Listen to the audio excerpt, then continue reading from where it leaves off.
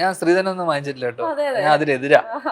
പക്ഷെ അത് കഴിഞ്ഞിട്ട് ചോദിച്ചു വാങ്ങിച്ചിട്ടുണ്ട്. അങ്ങനെ കുറച്ച് പല ആവശ്യങ്ങളും പറഞ്ഞിട്ട് വൈഫ് പ്രഗ്നന്റ് ആയിരുന്ന സമയത്ത് ഹോസ്പിറ്റലിൽ ആക്കി അഡ്മിറ്റ് ചെയ്തു. അവിടെ ഒരു വലിയ പൈസ എമൗണ്ട് വേണമല്ലോ ഇതിന്, പ്രഗ്നൻസിക്ക് അറിയാം. പ്രത്യേകിച്ച് വലിയ ഹോസ്പിറ്റലിൽ സ്വാഭാവികമായിട്ട്. അപ്പൊ പെണ്ണ് വീട്ടുകാരാണല്ലോ ഇത്. ഞാൻ സ്ത്രീധനൊന്നും വാങ്ങിച്ചിട്ടില്ല കേട്ടോ, ഞാൻ അതിനെതിരാ. പക്ഷെ അത് കഴിഞ്ഞിട്ട് കല്യാണം കഴിഞ്ഞതിന് ശേഷം ചോദിച്ചു വാങ്ങിച്ചിട്ടുണ്ട്. അങ്ങനെ കുറച്ച് പല ആവശ്യങ്ങളും പറഞ്ഞിട്ട് സന്തോഷം കൊണ്ട് ഒരു ഫണ്ട് ഫ്ലോ കളയണ്ടല്ലോ അത് കിട്ടുന്നത്. അപ്പൊ അങ്ങനെ ഇല്ല ഇപ്പൊ ഒന്നുമില്ല അവരുടെ കയ്യില്. എല്ലാം നമ്മളെ അപ്പൊ ഈ സംഭവം എന്ന് വെച്ച് കഴിഞ്ഞാ, അപ്പൊ ഈ സമയത്ത് അവളുടെ അച്ഛൻ ഒരേ നിർബന്ധം, ഞങ്ങള് കാശ് എടുക്കണം. അല്ലല്ല, പെണ്ണ് വീട്ടുകാർ അങ്ങനെയാണല്ലോ സാധാരണ.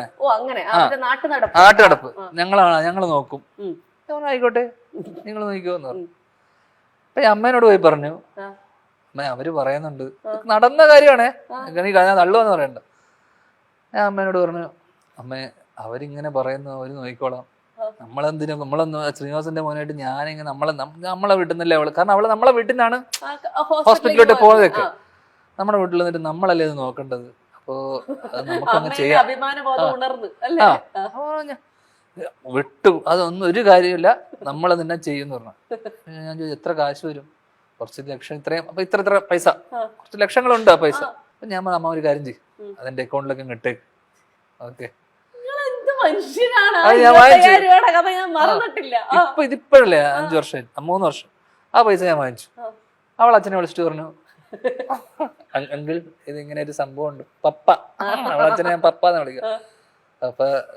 അപ്പൊ അവൾ ആശുപത്രിയില്ല, അങ്ങനെ ഒരു സംഭവം. അല്ല പറഞ്ഞു, ഞങ്ങള് അങ്കിള് ചെയ്താൽ മതി, അതായത് നമുക്ക് അവര് ചെയ്യുന്ന, ഞാൻ തനിക്ക് ആഗ്രഹമില്ല, ഞങ്ങളൊരു കാര്യം ചെയ്യും, ഇത്രയും ലക്ഷം എന്റെ അക്കൗണ്ടിലേക്ക് ഇട്ടേ. ഈ രണ്ട് സൈഡിൽ നിന്ന് ഞാൻ പൈസ വാങ്ങിച്ചു. ഓക്കെ, അമ്മയുടെ നിന്ന് വാങ്ങിച്ചു, അവളുടെ പപ്പയുടെ നിന്ന് വാങ്ങിച്ചു. സ്വാഭാവികമായിട്ട് അവിടെ ബില്ലും പരിപാടിയൊക്കെ നമ്മളായിരിക്കുമല്ലോ നോക്കുക, കാരണം അവര് ട്രിവാൻഡ്രത്താ. അപ്പൊ അവരവിടെ നിന്ന് വന്ന ബില്ല് സെറ്റിൽ ചെയ്യുന്നതിനേക്കാളും ഞാൻ പറഞ്ഞു എന്റെ അക്കൗണ്ടിലേക്ക് ഇട്ടേക്ക്, ഞാൻ ചെയ്തോളാന്നുള്ള. ബാക്കിയുള്ളതൊക്കെ ഞാനാണ് ഇത് നോക്കിയത്. ഇത് അപ്പൊ അത്രയും പൈസ അതിന്റെ ഒക്കെ ഇതാക്കണം, ടാലി ആണല്ലോ. അങ്ങനെ ഞാൻ ഇത്രയും പൈസ വാങ്ങിച്ചു. ആന്റി ക്ലൈമാക്സ് എന്താന്ന് വെച്ചാ, അവളുടെ പപ്പയും എന്റെ അച്ഛനും ഇരിക്കുക അടുത്തടുത്ത്. അപ്പൊ അവളുടെ പപ്പ ഇരിക്കുന്ന ഇങ്ങനെ ഇരിക്കുക, കാരണം പുള്ളിയുടെ ഇതില് നമ്മളാണല്ലോ ചെലവാക്കിയത്. അച്ഛനും അവരുടെ സൈഡിൽ ഇരിപ്പുണ്ട്. പൈസ പെണ്ണ് വീട്ടൊരു ചെലവാക്കാതെ ഇങ്ങനെ ഇരിക്കുക. ഇയാളതില് കാശൊന്നും ഇല്ല, ശ്രീനിവാസനാന്നൊക്കെ പറഞ്ഞാൽ 2 പേരുടെ ഞാൻ കാശ് വാങ്ങിച്ചു. 2-3 ലക്ഷം രൂപയായോ? അതോ ഹോസ്പിറ്റലുകാരോടും ബാർഗൈൻ ചെയ്തോ?